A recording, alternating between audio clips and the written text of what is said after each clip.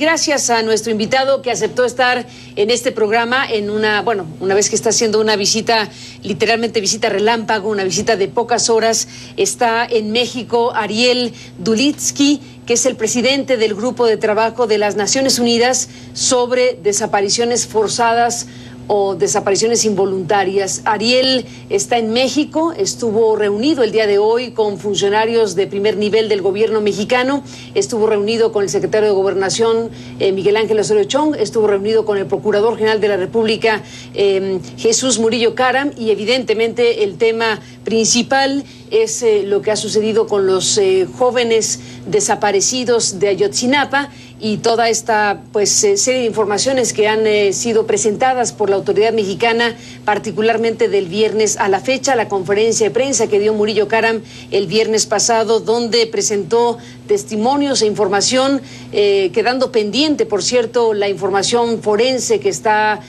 procesándose fuera de México, y que, bueno, pues tenemos a la vista un conjunto de informaciones que han hecho plantear a la autoridad un escenario en Cocula, Guerrero, donde habría ocurrido un asesinato masivo y que los cuerpos habrían sido desaparecidos en una hoguera enorme que habría durado varias horas y que dejó los restos humanos carbonizados y con pocas posibilidades de identificar precisamente los materiales de ADN. Un panorama muy complejo, un panorama que ya nos contará Ariel qué opinión tiene y qué balance hace de esta visita relámpago a México como presidente de este grupo de trabajo de Naciones Unidas sobre desapariciones forzadas. Ariel, gracias por estar aquí y bienvenido. Muchísimas gracias, Carmen. Pues estamos frente a eso, frente a tu visita, que es una visita muy importante, en un momento pues así, destrujante para México, de grandes desafíos y de muchas interrogantes. ¿Qué viste, Ariel? ¿Qué te dijeron? ¿Qué balance puedes hacer en este momento de la noche? Nosotros, a los pocos días de los hechos en Iguala, sacamos un comunicado de prensa diciendo que la manera en que se resolvía este caso era una prueba para el Estado mexicano. Y nosotros hoy estamos viendo dónde está el Estado mexicano en esta prueba. Y lo que vemos es que es una prueba sumamente difícil y creemos que hasta ahora no ha superado la prueba. Creemos que hay muchas dudas, muchos problemas, que debería ser un punto de inflexión, un parteaguas en la historia de México y cómo se trata el tema de las desapariciones forzadas, pero creemos que el gobierno hasta el día de hoy no ha asumido este triste hecho, gravísimo hecho, preocupante hecho como una oportunidad política para adoptar políticas públicas, generales, estructurales, para prevenir este tipo de hechos en el futuro, para investigar y sancionar a todos los casos de desapariciones forzadas y para buscar a todos los desaparecidos y no solamente a los 43 estudiantes en Iguala. Desde luego, Ariel, porque el caso de los jóvenes estudiantes ha sacudido a la opinión pública mexicana y a nivel internacional ni se diga, y efectivamente es una prueba, tú dices, una prueba no superada del Estado mexicano sobre este caso, pero tienes toda la razón. México es un país que tiene, pues ni siquiera tenemos la cantidad, empecemos por eso, ni siquiera tenemos un padrón o un registro razonablemente confiable del número de desapariciones forzadas o involuntarias que a lo largo de los años se han acumulado, y empezamos por ahí, por no tener ni siquiera esa claridad o aproximación a la realidad. Totalmente de acuerdo. Yo le pregunté esto tanto al secretario de Gobernación como al Procurador General. Nos explicaron la base de datos nacional que existe. La respuesta para mí no es satisfactoria. Creo que no hay un número exacto y esto es gravísimo. México sabe más cuántos galones de petróleo exporta al día que cuántas personas desaparecidas tiene en su país. Esto pone en su dimensión cuáles son las prioridades del Estado mexicano, y esto es sumamente preocupado. Es sumamente preocupante que estén incluidas las personas desaparecidas forzadamente con personas no halladas, perdidas, no identificadas. No es lo mismo una desaparición forzada con un agente estatal que está al servicio de la sociedad para protegerla es la que desaparece una persona que cuando una persona se va y cruza la frontera hacia el norte. No es lo mismo y el gobierno está poniendo a todos en la misma base de datos. Ariel, bueno, ese es un elemento fundamental para hablar de un retrato, de un diagnóstico como el que tú puedes hacer sobre este tema. Por un lado, la falta de información confiable y la clasificación apropiada de desapariciones forzadas, de secuestrados, de gente no localizada y de las diferentes maneras de poner a gente que no está en lugar identificable. Por un lado. Por otro lado, te pregunto sobre la manera que tiene México para buscar o para no buscar a esas personas desaparecidas. Miles de personas en este país reclaman a los suyos y miles de personas se sienten absolutamente no atendidas, no escuchadas, no procesados apropiadamente sus casos, no buscadas las personas. Carmen, nosotros dijimos hace 3 años, las 72 horas después de una desaparición son cruciales. El procurador general aquí dice, la Procuraduría empezó 10 días y es tarde. Por supuesto que es tarde. Empezó 10 días más tarde y nosotros dijimos las 72 primeras horas son fundamentales. No existe un plan nacional de búsqueda de personas desaparecidas en México. No hay una base de datos genéticos en México. Vimos en el caso de Iguala las primeras fosas que se exhumaron, se encontraron restos humanos y no hay contra qué comparar los tejidos de ADN para poder identificar. De modo que hoy tenemos restos humanos exhumados sin saber a quién pertenecen. Tenemos familias en algún lado del país que están buscando a sus seres queridos, que posiblemente son esos restos humanos que están en alguna morgue y no están identificados y tenemos a esa familia aún hoy sufriendo. ¿Por qué? Porque no hay una capacidad, no hay un interés del Estado en tener esta base de datos genéticos. Deberíamos tener perdón que te interrumpa, Ariel. Sí. ¿Debería México tener un banco de datos genético nacional concentrado? Absolutamente. ¿Único? Absolutamente. ¿Y no hay tal cosa? No existe. ¿Qué hay? No sabemos. Nos dijeron que hay una base de datos genéticos, pero cuando preguntamos cuántas muestras tienen, no nos pudieron decir cuántas muestras había. Hasta donde nosotros tenemos conocimiento, quizás hay en algún estado, de los 32 solo en uno, aparentemente existe, pero no hay. Es algo básico. No, es algo básico, o sea, la CNDH dice que hay más de 8.000 cuerpos, restos no identificados. Esos 8.000 restos no identificados, si hubiese una base de datos genéticos, serían 8.000 casos de desapariciones resueltos. Esto es una desidia que es absolutamente inaceptable para el Estado mexicano. ¿Desidia es la palabra que usas? Yo uso la palabra desidia, sí. Ahora, estamos, Ariel, frente a algo que también mencionas, no hay un plan nacional para desapariciones, cuando hay un volumen tan grande de desaparecidos registrados de diferentes maneras en México. ¿Cómo debería ser un plan nacional de desaparecidos? ¿Tú recuerdas cuando me entrevistaste al concluir nuestra visita hace 3 años, la primera recomendación que nosotros le hicimos al Estado mexicano, no le hicimos a un gobierno, al Estado mexicano fue dimensionar el problema de la desaparición forzada, aceptar que hay un problema y dimensionarlo adecuadamente. Nosotros creemos que este gobierno en la actualidad no ha dimensionado, o si lo ha dimensionado, no lo ha hecho en su justa medida, lo ha disminuido y no ha respondido a las necesidades que se tiene frente a este número alto de desapariciones forzadas. Nos dicen que el caso Iguala es un caso único, inédito en cuanto al número de efectivos, 10.000 efectivos de todo tipo de fuerzas y reparticiones estatales, que hay un equipo argentino de antropología forense participando, que se envían los restos para tratar de identificarlos a Austria, que la Comisión Interamericana va a tener un cuerpo interdisciplinario de expertos que va a venir, que se anunció ayer. Todo esto es inédito, pero Iguala debe igualar a todas las víctimas de desapariciones forzadas. Y la normal debe normalizar lo que se está haciendo en Iguala para todos los casos de desapariciones forzadas. ¿Qué se tiene que hacer? Primero, tiene que haber protocolos de búsquedas urgentes. No se puede esperar 72 horas. Debe haber peritos que tengan capacidad de hacer análisis técnicos y no debe depender de un equipo de antropología extranjero. Debe haber capacidad de inteligencia de las Procuradurías de Justicia y no depender de la información que le pasen los padres de personas desaparecidas, como está sucediendo en parte en Iguala. Debe haber una capacidad de hacer análisis sistémicos de dónde están ocurriendo las desapariciones forzadas. La base de datos que existe sobre personas desaparecidas no permite hacer estos estudios estadísticos desagregados de algunos patrones. No hay capacidad de investigación penal.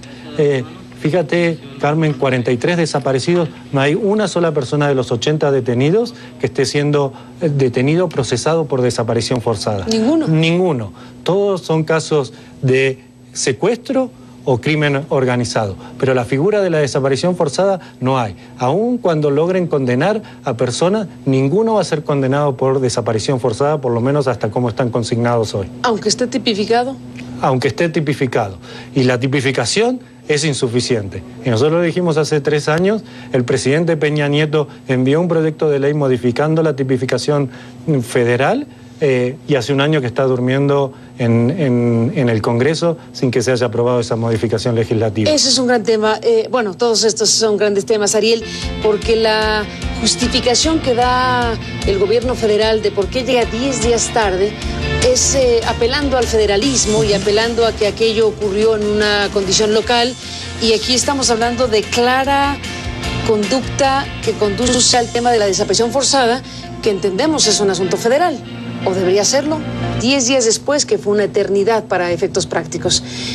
¿Qué dice la tipificación de México sobre el tema de desapariciones forzadas? Porque tú dices es insuficiente. Es insuficiente la del Código Federal, porque primero tipifica la desaparición forzada solo cuando intervienen agentes estatales y no cuando intervienen, como en el caso de Iguala, actores privados, el crimen organizado, conectados con el Estado. Esta segunda parte está fuera de la tipificación federal, que debería estar de acuerdo al derecho internacional y a los tratados que suscribió México.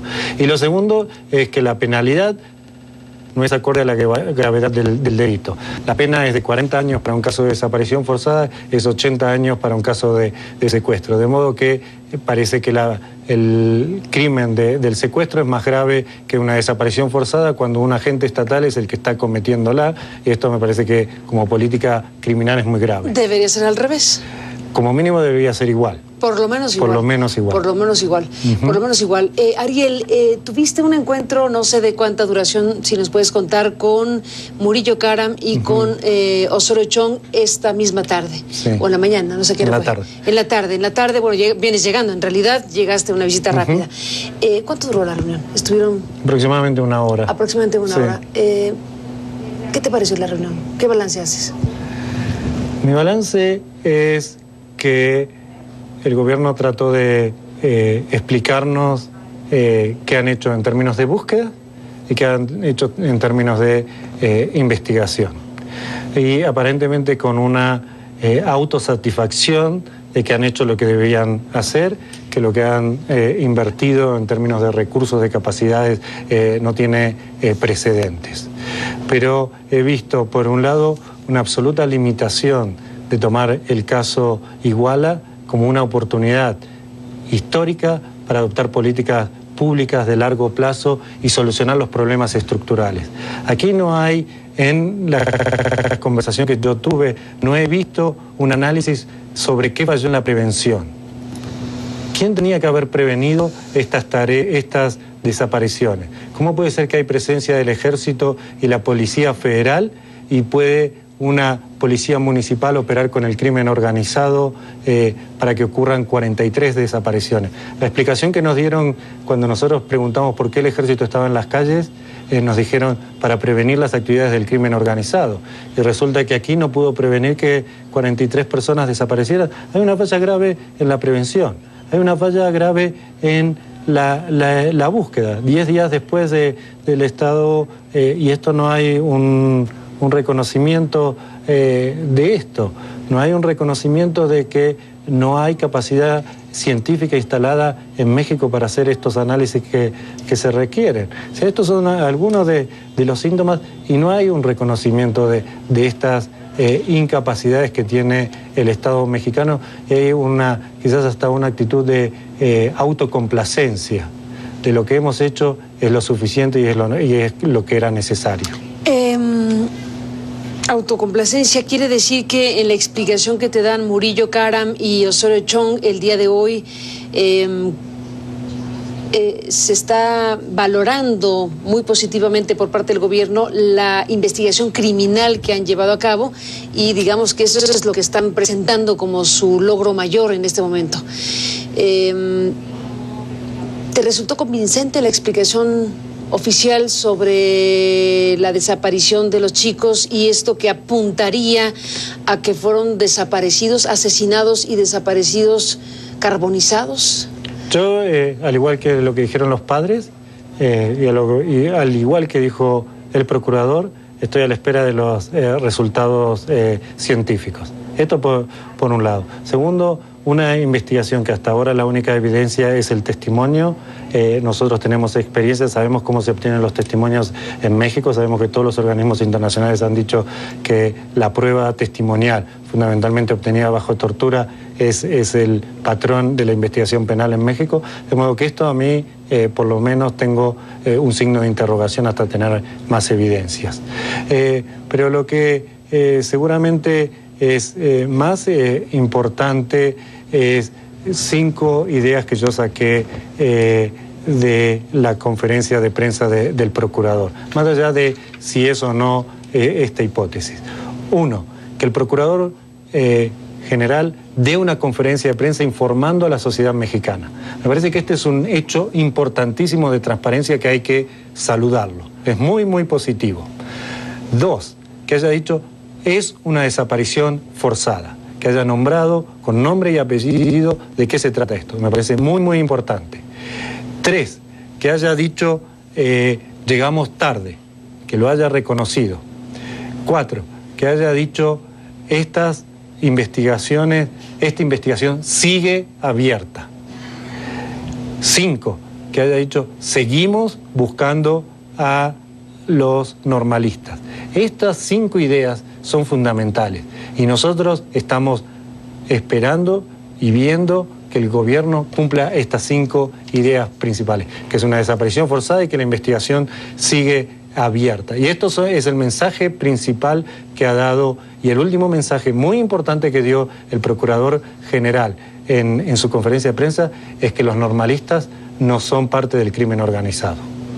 Sí, que y él lo dijo. Tuvo que decirlo de esa manera porque había filtraciones en la prensa que apuntaban a un cierto tipo de hipótesis oficial que vincularía a los chicos con el crimen organizado y bueno, pues el procurador aclaró o disipó esas dudas o esas versiones en todo caso.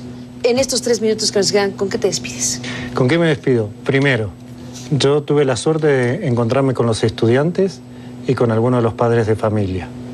Y he visto el dolor, pero he visto familias que están muy enteras, que no tienen odio, que quieren saber dónde están sus hijos, qué pasó con sus hijos, pero no odio ni revanchismo. Este es el primer signo muy importante. Segundo, he encontrado una sociedad mexicana movilizada y diciendo basta, queremos justicia, queremos verdad en este caso y necesitamos todos continuar dando nuestra solidaridad a los familiares de los 43 desaparecidos. Iguala somos todos y tenemos que estar juntos a los familiares y no los podemos dejar solos. Y tercero, tenemos que adoptar políticas públicas integrales para que estos hechos en 2 años no estemos hablando nuevamente de otro Iguala. Y tenemos que romper el patrón crónico de impunidad que existe en México. Ariel, el Estado mexicano, según tu evaluación, no de hoy, sino de hace 3 años por lo menos para acá, el Estado mexicano requeriría algún tipo de asistencia distinta o adicional a la que hasta el momento ha tenido o en materia de cooperación a nivel internacional? Yo creo que la presencia de los expertos de la Comisión Interamericana van a jugar un rol muy, muy importante. Y ojalá que no queden limitados a la averiguación previa de Iguala. Y esto es es necesario. Es necesario por dos motivos. Uno, porque hay un quiebre de confianza en las instituciones estatales. Y la presencia internacional puede ayudar a reconstituir este rasgo de legitimidad y de confianza en las autoridades. Y segundo, porque hay capacidad técnica inexistente en México, desde científica hasta cómo conducir investigaciones penales eficaces. Y esto los expertos internacionales se lo pueden dar a México. Y tercero, educar por el ejemplo.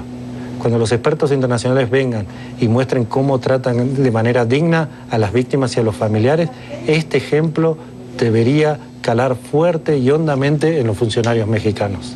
Calar fuerte y hondamente. Ariel, sin duda, gracias por darte este tiempo para conversar con el auditorio de CNN en México y en esta cobertura que hacemos, y pues estaremos al pendiente de lo que siga. Después de esta visita, ¿habrá algún pronunciamiento tuyo? ¿Cuál es la idea después de la visita? Hoy el procurador y el secretario de Gobernación dijeron que están dispuestos a invitar al grupo de trabajo a hacer una visita de seguimiento de su informe, y quedamos a la espera que el gobierno nos invite a hacer esa visita de seguimiento. ¿Es una solicitud o es una espera de que te inviten? Es una solicitud.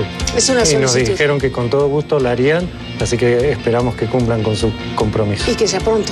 Y que sea pronto. Entre más pronto, mejor. Mejor. Ariel, gracias por estar aquí en México. Muchísimas gracias. Hasta la próxima. Gracias. Y a usted, gracias que nos permitió acompañarle. Pásala bien y le esperamos mañana.